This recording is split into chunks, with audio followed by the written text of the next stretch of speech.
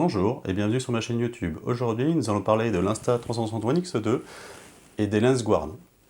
Je vais vous montrer comment installer les LensGuard sur la One X2, faire des tests en extérieur et voir si cela change quelque chose au niveau de la qualité vidéo. C'est parti!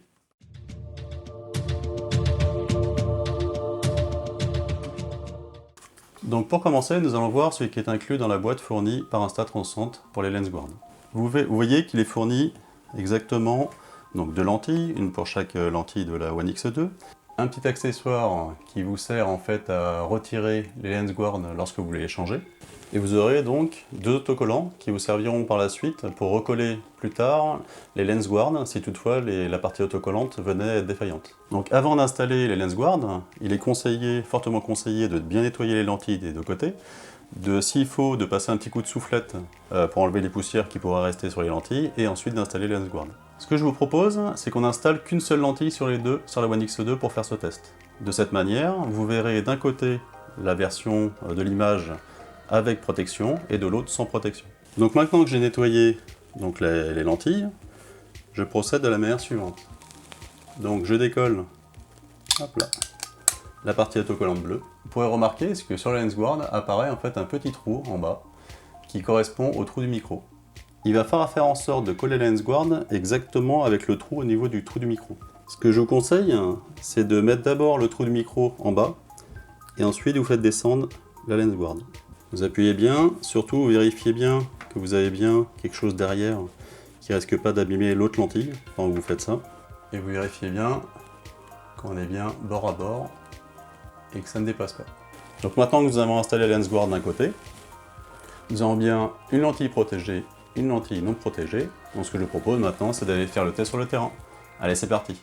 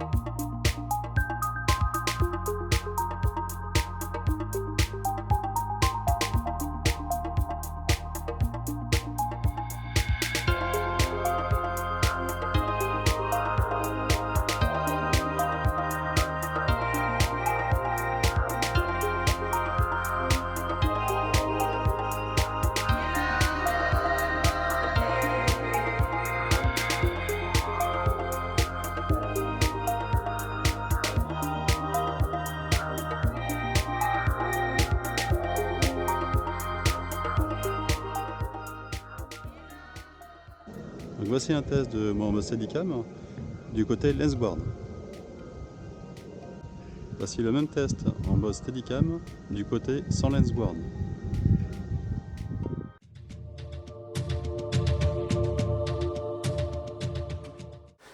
Maintenant que vous avez vu les vidéos comparatives entre la lentille protégée par la Lensguard et la lentille non protégée, nous allons voir les méthodes préconisées pour faire l'assemblage. Nous allons commencer par l'assemblage sous Insta360 Studio 2021. Je vous mets un lien ici vers la vidéo que j'avais faite sur ce logiciel. Donc dans Insta360 Studio 2021, vous allez prendre votre vidéo ou une photo, n'importe, vous allez la balancer ici. Dès que c'est fait, vous aurez les options dans paramètres de base qui vont apparaître. Donc il faudra bien cocher toutes ces cases-là, donc le flow state, donc c'est sa stabilisation. Fixer la direction, ça c'est moi qui l'ai mis, vous n'êtes pas obligé, c'est pour laisser la caméra toujours dans le même sens pour éviter qu'elle aille à droite à gauche quand vous faites des mouvements. Ici vous avez stitching, alors c'est là où c'est très important. Pour ces Lensguard, il faut vraiment cocher la case protège objectif. Si vous ne le faites pas, vous laissez en normal, vous risquez de voir apparaître une petite bande noire qui correspond en fait à l'épaisseur de la Lensguard et qui apparaîtrait légèrement avec un petit trait noir. Donc n'oubliez pas de cocher protège objectif. Ici, assemblage dynamique, ça c'est un plus que vous pouvez faire pour qu'il essaye d'assembler au maximum, au mieux entre guillemets pendant les mouvements. Et le calibrage chromatique que je vous conseille. Et maintenant, quand je lis la vidéo, c'est ce que je vous ai montré dans les vidéos comparatives. Ici, on a bien un assemblage où on n'a pas de trait noir qui apparaît. Et j'ai beau aller là, il n'y a pas de problème, le stitching est correct.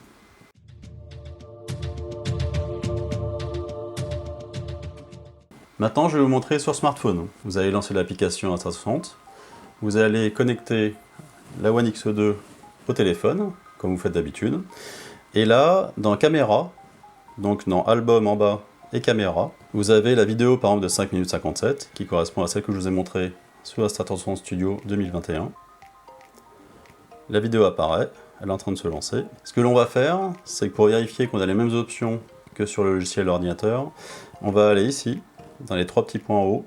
Stabilisation flow state, on a coché, on l'a dit dans le PC. Verrouillage de direction, c'est pas obligatoire, mais moi je l'ai mis pour cette vidéo.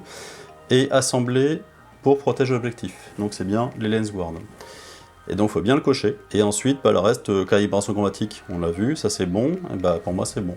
Donc à partir du moment où toutes ces options sont cochées, sauf éventuellement le verrouillage de direction, ça c'est pas obligatoire, vous êtes bon. Et là vous pouvez faire votre petit montage sur votre téléphone et exporter.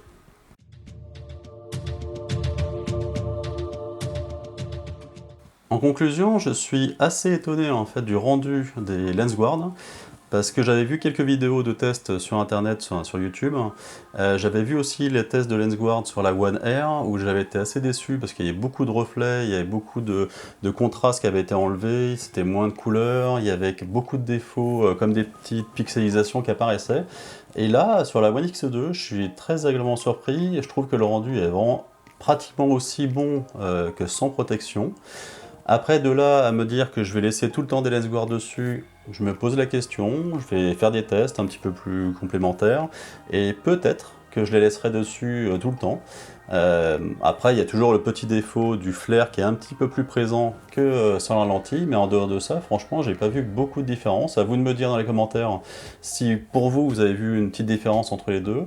Moi, en tout cas, le test a été assez intéressant parce que le fait de mettre une lentille d'un côté protégée et pas l'autre, je trouve que c'est une bonne idée parce que ça permet vraiment de se faire une idée entre sans lentille et avec lentille protégée.